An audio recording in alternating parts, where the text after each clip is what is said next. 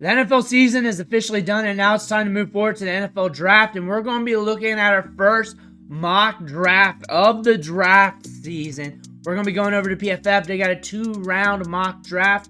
I'm going to be looking at this from a fantasy football perspective, looking at the landing spots. But if you want to look for your team, look for what your team is doing, read the tea leaves there. Since this one is behind a paywall, go ahead and do that.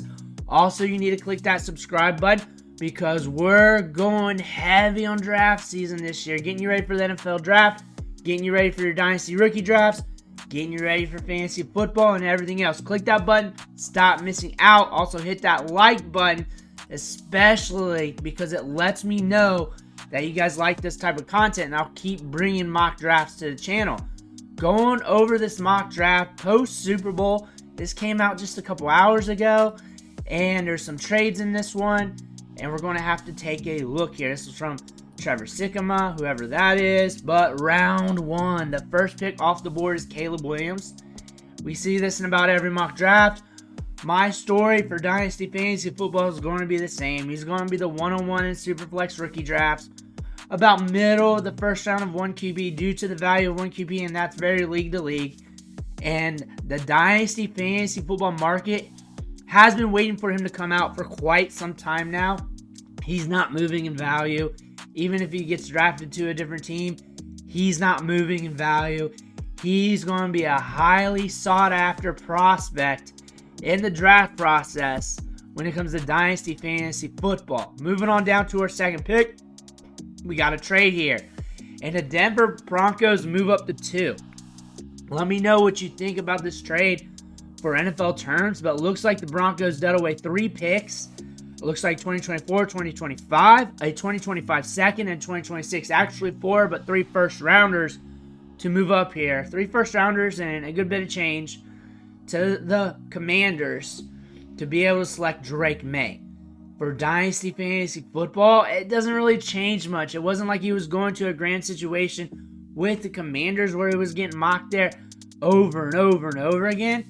I think for Dynasty Fantasy Football, since he is the 102 off the board in the NFL draft, I think people are going to value him as the 103 pick in Superflex still. I don't think he's going to move too much. And obviously, Superflex quarterbacks get held over a barrel. You're going to be getting that pick because Bryce Young right now is holding decent value still in Superflex startup drafts. That being said, Drake May is a guy that the market's going to be hot on.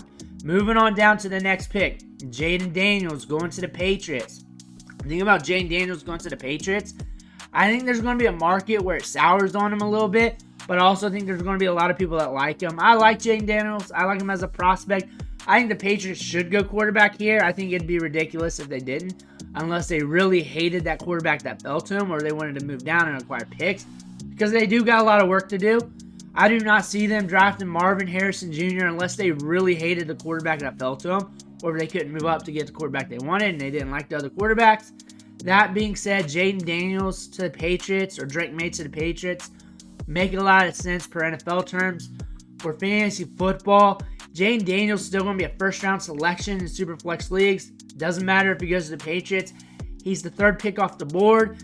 The odds are going to be in his favor because he's getting opportunities, and there he's just going to have to develop. You might have to wait a little bit. It might take half a season. It might take 2 seasons. But you might have to wait for him to develop. You might be able to catch him at a discount later, or he hits sooner than expected, and you got yourself a good quarterback. But young quarterbacks in Superflex leagues, Dynasty Fantasy Football, they seem to be holding value, even if that first year doesn't look good. I think he's a safe selection in the top half of Superflex drafts, even with this landing spot. Marvin Harrison Jr., the generational talent in this year's draft. And what I mean by generational talent is really a market read. And the market's saying, hey, this wide receiver has the upside to be an all-time great, and we're seeing it right now. That's how I read that, because if you take it face value here, you're saying, hey, this is a talent that comes once in a generation, and we say that too much. I look at this as a prospect that has upside that could be a Hall of Famer. He has Hall of Fame upside, and if he lands in the middle, you're getting a good wide receiver. Going to the Cardinals, though, we see him mocked here in almost every mock draft. There's nothing really new about that. For Dynasty Fantasy Football, nothing changes. 102 pick, He's on Superflex leagues, 101 and 1 QB. He's going to be a highly sought-after prospect, ranked up there with some of the top wide receivers in Dynasty Fantasy Football. But let's move on to the next pick here. Rome Odunze to the Chargers is what we're seeing. And what I think about this pick, what they're saying here is the Chargers might get a cornerback or wide receiver, and that Quentin Johnston pick is really eating at them, it sounds like. Considering what we're hearing from the tea leaves, Malik Neighbors, Rome Odunze, it's up and down with those two wide receivers at this pick, depending on what mock draft you're looking at. Odunze can get you downfield. Odunze has some upside. Odunze is a very good wide receiver prospect. He's a wide receiver one in a lot of classes. This wide receiver class really murkies the water on the top end because you got Marvin Harrison Jr., you also got Malik Neighbors, two big-time talents. They could go Malik Neighbors here. They could go Rome Odunze here. Maybe Marvin Harrison Jr. falls. I highly doubt it. They got a lot of options here at wide receiver. They can pull the trigger here. They're going Rome Odunze. I guarantee he makes another mock here next few weeks, and it's Malik Neighbors. And I see him flipping and flopping on that just to get them clicks, and that's what I think about this part of the mock with Rome Odunze here. I don't think he's a bad prospect. I want him in Dynasty. I think this is going to up his value a little bit, but not too much. Probably the middle of the first round in Superflex drafts. That's what we're saying. Maybe like 105-ish range. But will he go ahead of Neighbors now, considering what the NFL says? Are you doing that? I'm personally probably not, unless he goes to a really bad situation. But I'm probably still going Neighbors anyways, due to the talent.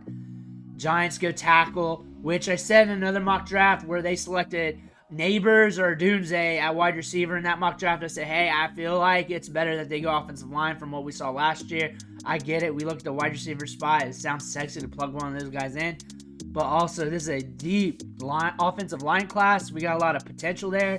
And also, if you get the top end there and keep building, you might be able to set this team up, building from the inside out, and make this better over the long haul.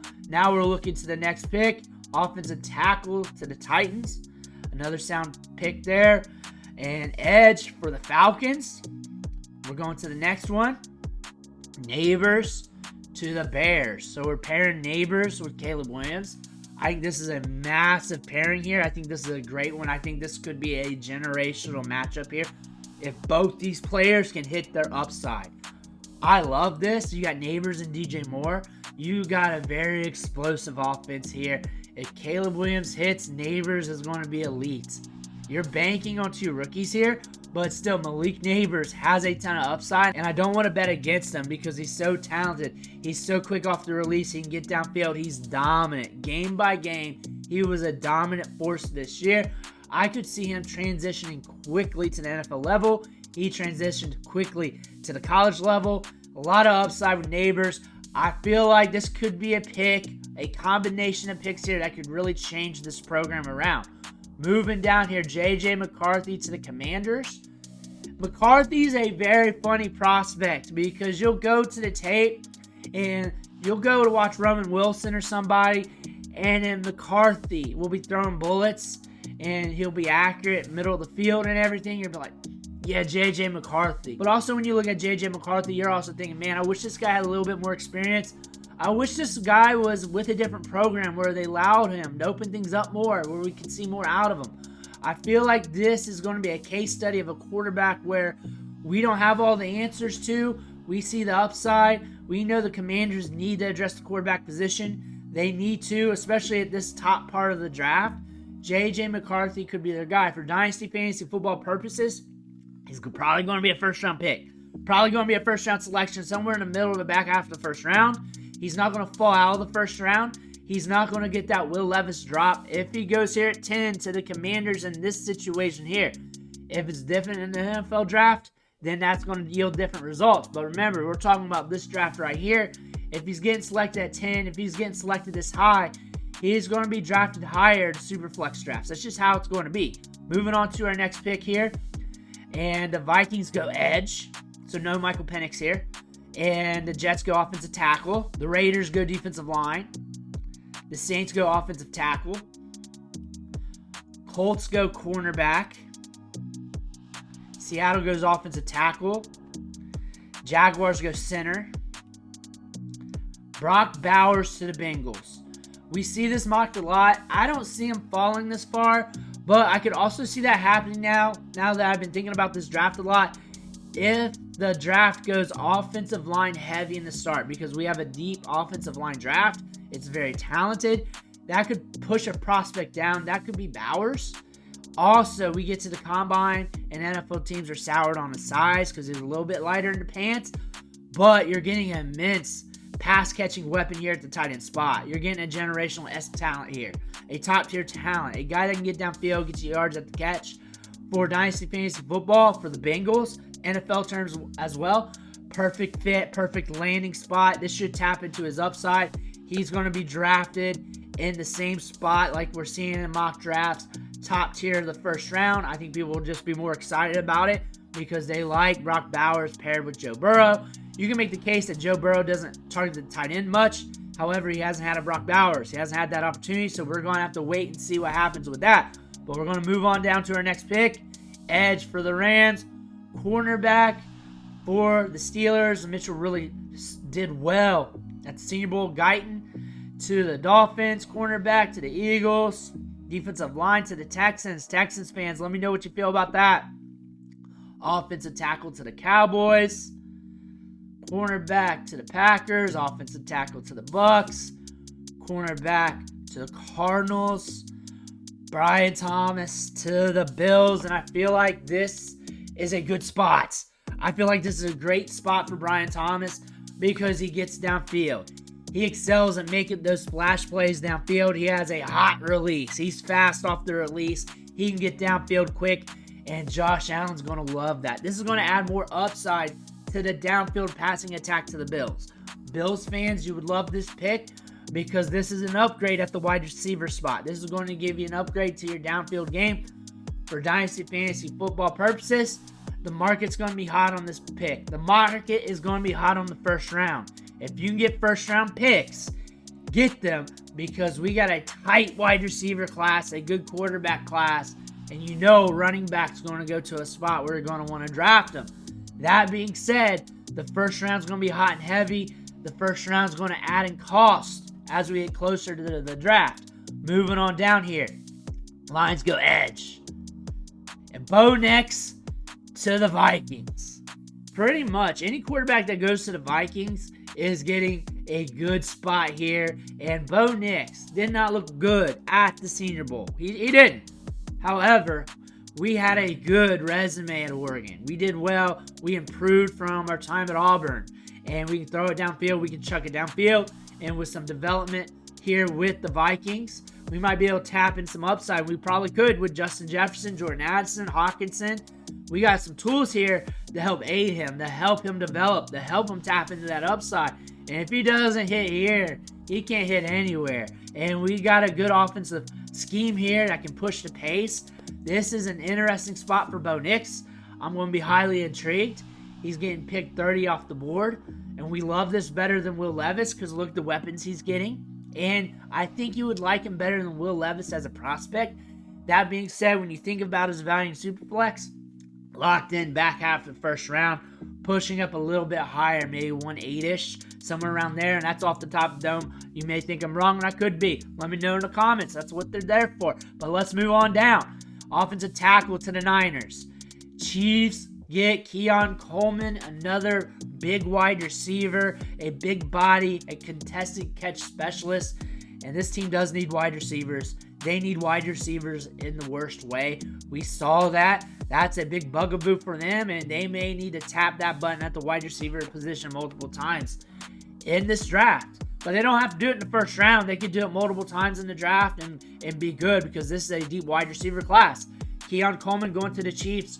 Optimal landing spot for him. Like I said in a video about him like a few days ago, that I need him to go into an optimal landing spot like the Chiefs here. With a quarterback that's not afraid to sling it, that's not afraid to throw it into a tight window, that can throw it into a tight window with accuracy. This is a good spot for Keon Coleman, and he's going to get the Chiefs privilege. That's going to move him up the board. Back into the first round, pretty much all these prospects, all these skilled players, they're getting drafted in the first round. Dynasty rookie drafts. Moving on here, and we're going to go through this a little quicker. Troy Franklin to the Panthers. I like Troy Franklin. I don't like this spot too much, but I'm willing to buy at a discount. Michael Penix to the Raiders. Pretty much going into the Will Levis territory of the draft, falling to the second round here. A head scratcher.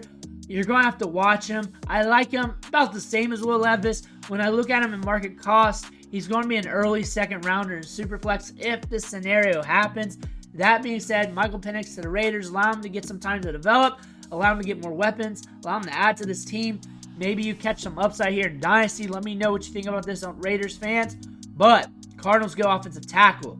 Commanders go edge. Tennessee cornerback. A.D. Mitchell goes to the Giants, and they need to get some deep threats. They need to get an outside guy. They need to get some size and some range.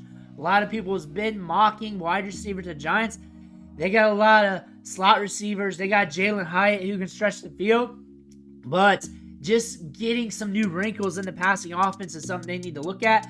A.D. Mitchell's a talent. And getting him in the early second round, he's got a lot of upside for a team. I think this is a good fit. Now we're seeing the Jets go with Jalen Polk.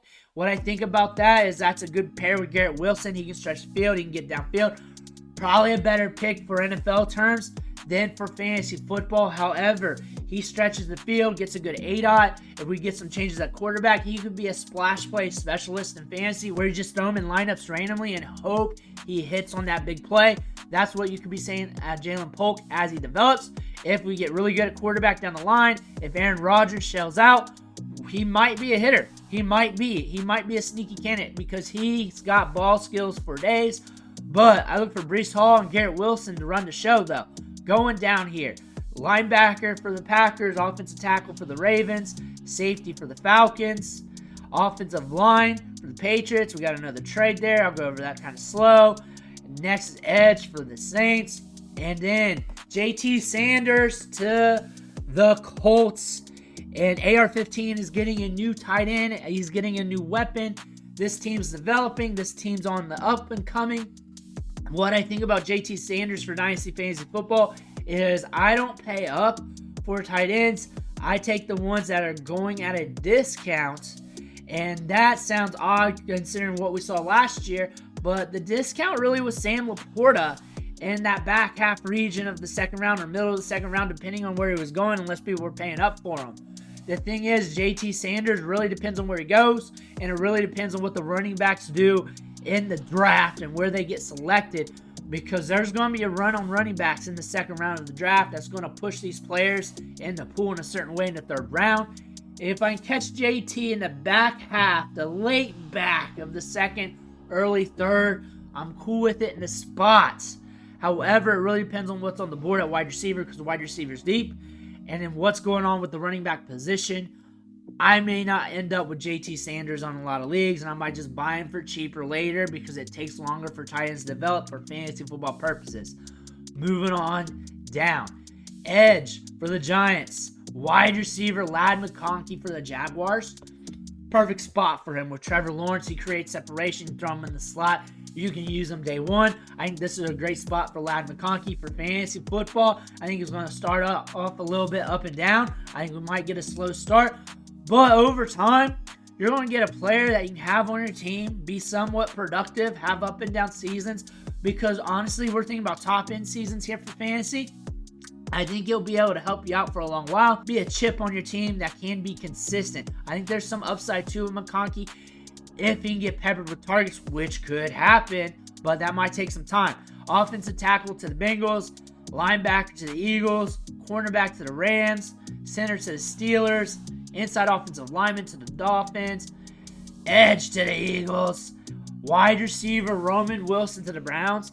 I think this is a good addition for this team NFL-wise. I think the Browns getting a field stretcher, a guy that you can put in the slot and in the outside that can create separation, is a great addition to the passing offense.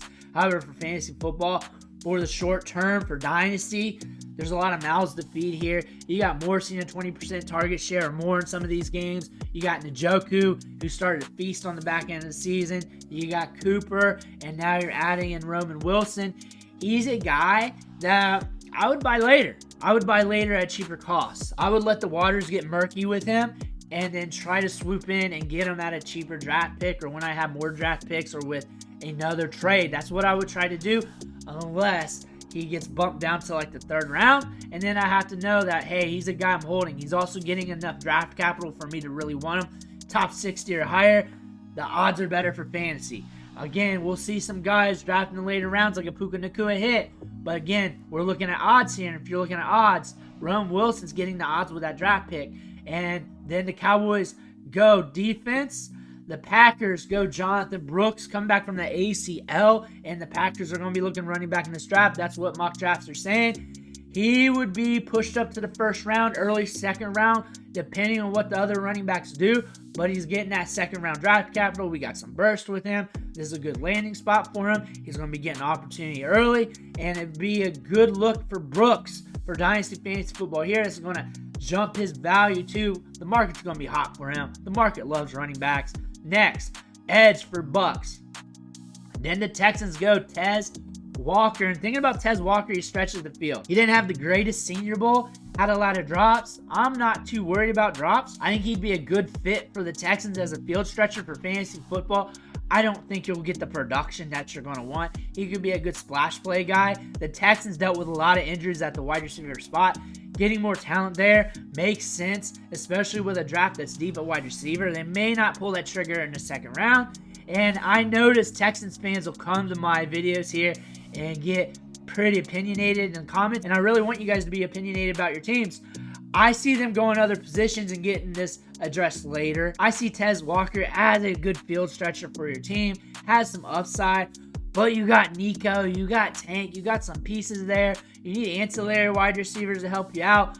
I think it's a good get, but I really think this draft is deep at other spots. You have some injuries at offensive line that you could address. Last year in the middle of the season, we saw a little dip in their production. When we saw some injuries at the offensive line, maybe we start getting some backups there. We start pegging for the future. But Tez Walker, I think he's going to have some splash play potential in fantasy. But that's the Tank Dell and Nico Collins offense. Edge, Bills. Defensive line, Lions. Cornerback, Ravens. Cornerback, Niners. Defensive line, Chiefs. And that's it. 2-rounder right there. Mock draft from PFF. Let me know what you think in the comments below. What was your favorite pick? Make sure you hit that subscribe button on the way out. I want to thank you for watching. Catch you on the next video.